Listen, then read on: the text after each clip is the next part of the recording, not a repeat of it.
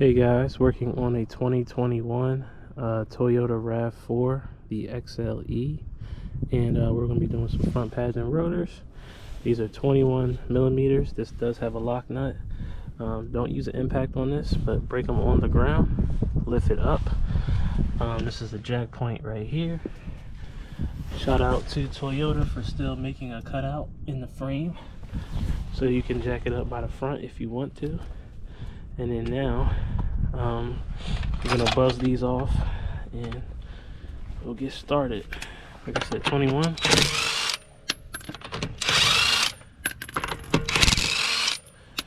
And I'll get back to you when I get the wheel off. So now, since we're working on the front, what we're gonna do is I'm gonna turn the wheel to the, I'm on the passenger side, I'm gonna turn it to the right so that we have better access to the caliper here. Turn the car, don't put it in the on, just put it in accessory. And then keep on turning just like that, and just remember to turn it all the way off. Let's get back to it. And to begin, first thing I like to do is remove this little bleeder screw, the little cap, little dust cap, like that. And I'm going to spray this with some WD-40. And I'm just gonna crack it. I'll show you why I'm doing this later. Just like that, 8 millimeter. Just tighten it back down. It's good to know you can crack that. These are 14 millimeters right here. I'm using an impact gun. You may need a 17 millimeter to hold this flat, and then it's out down here. And that's out. Now, before I do anything else, I'm gonna use this as a platform. Pretty clean.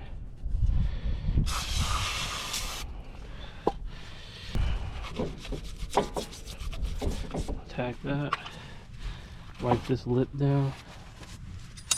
Try to get a flathead in here and just wipe out the dust in here. Get that debris out as much as you can without splitting the boot.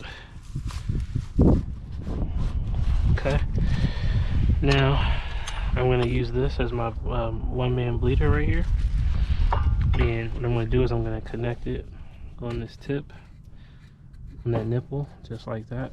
And I'm going to turn this up there like that. Take an old brake pad off right here, or another one. Take this one off.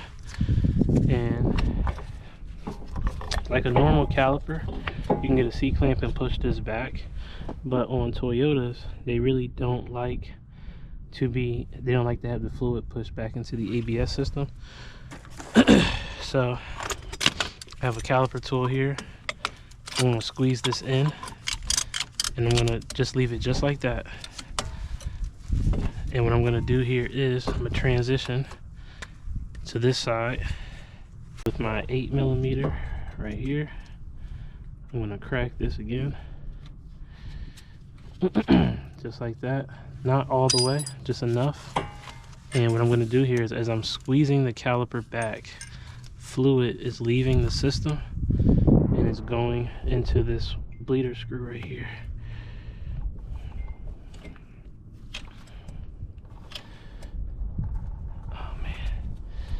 Jeez, there we go. Just like that. And then, with that still attached, I want to tighten this back down. Oh, there we go. This way. That's okay. That's just a way to not allow air to get into the system. Tighten that back down. Do not kill it. It will snap. And look at all that brake fluid we got out of there. And with that, we push the piston back so that we can fit our new brake pads in here. Clean the rest of this dirt out right there. And we're going to hang the caliper up with a caliper tool up here, out and away. What we're going to do here is I'm going to pop all these old clips up. I have new ones. If you don't, you need to re-clean these. That's one, that's two. if you're not good with memory, only take off one side and mimic the other side. So this is 3, and there's a 4th one up here, and that's 4.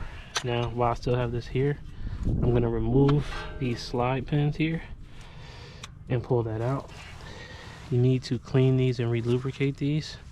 If you do not lubricate your slide pins, what can happen is your caliper won't have any wiggle room, and the brake pads will stay on the rotor as you're driving, and then you'll get uneven pad wear.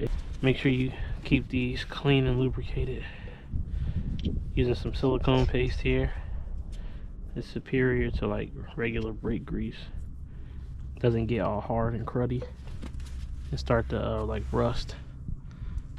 And you want to see this go in and out just like that, versus this is pretty hard. And try to keep that boot there.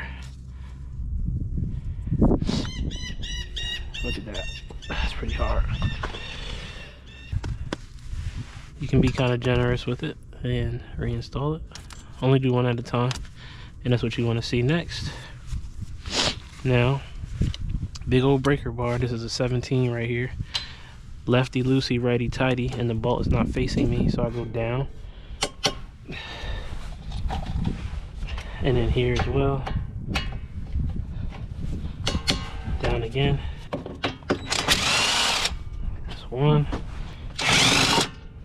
And that's 2. Now, this rotor is stuck. It's not moving, right? You can kind of do 2 things here. You can get a caliper screw like this, the caliper screw that you use to get it out, and try to spin it in here. If they have it, a lot of times they do. I can get it started. Okay, so there's a screw hole here, and there's a screw hole here. I just used one of my random nuts. You can get a sludge hammer and just bang this out, but it can do a little bit of damage to your hub doing that, versus you do it this method. Snug this down, and as you turn it, it's gonna break the seal on the rotor. Hear that popping? But now it's out.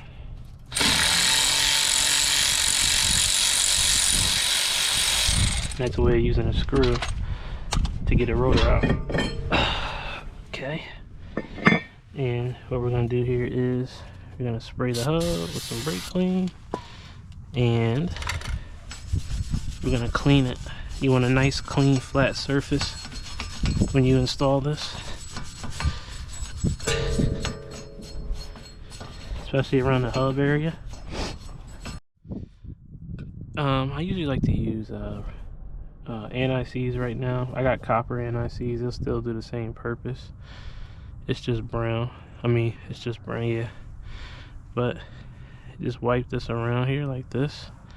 Don't like cake it on, but just kind of get a nice little smooth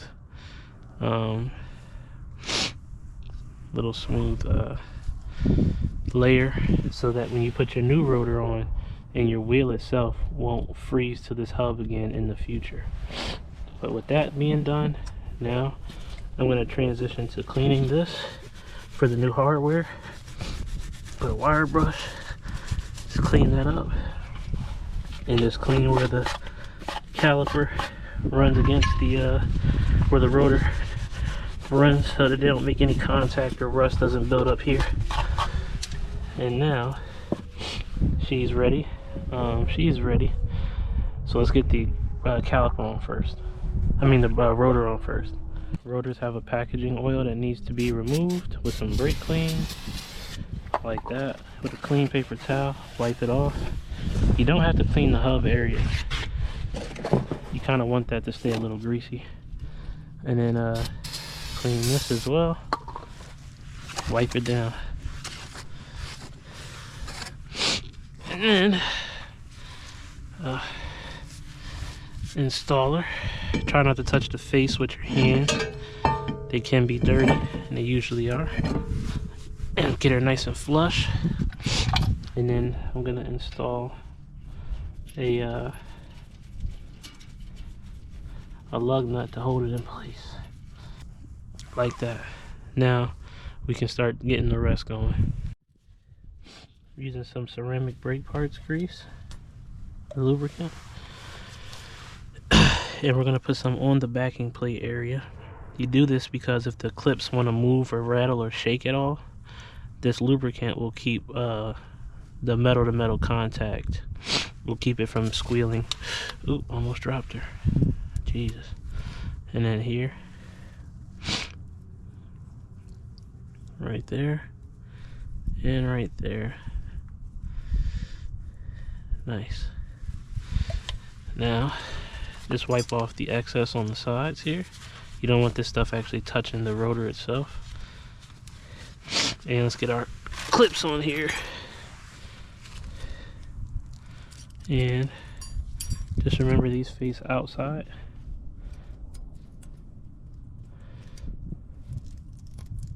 That's one. That's two. And look at that. We're all good to go here. Gonna reinstall her, and we're gonna put a little bit of thread locker. Nothing crazy on these two. I like to do that, not required. And then reinstall this like that, and then here as well.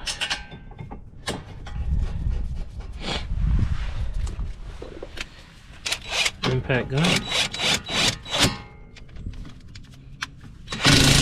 and then here, and we'll torque them really fast. These get torqued to 80 foot-pounds. Big old breaker bar, big old torque wrench. That's 80, and 80. On this set of brake pads, you have a clip here that goes on one of each, so it doesn't really matter where you want to put it, but you need to attach it on that ear like that, and then you can do one on this side like this. You want to mimic the old brake pads, as you can see there, and then cool. Get the ceramic brake disc again, and we're just gonna put a little bit. Do not cake this on. You only need a little bit, like that, where the brake pads are gonna make contact with the hardware, especially on this side because it's that metal. And try not to touch the brake pad itself. Kind of drop it in the cage and just push down. And there you go. That's one side. And on. And then this side right here. Cool. And then same scenario. Kind of drop it in the cage and push her in. Nice. Now we can install our caliper. Pull it off of here. Just remember, don't break the hose. If the hose feels like twisty or doesn't go on right, you probably need to untwist it. But now I'm gonna put one more thing on here before we call it a night. And I'm gonna use this paste here. It's called Loctite Disc Brake Quiet Stick. It's a glue that will go here where these caliper fingers are that pinch onto the brake shim.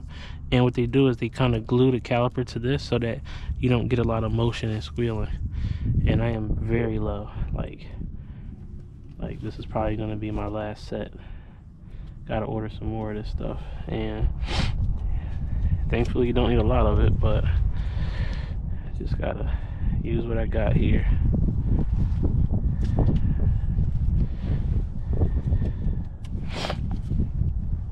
Get some more.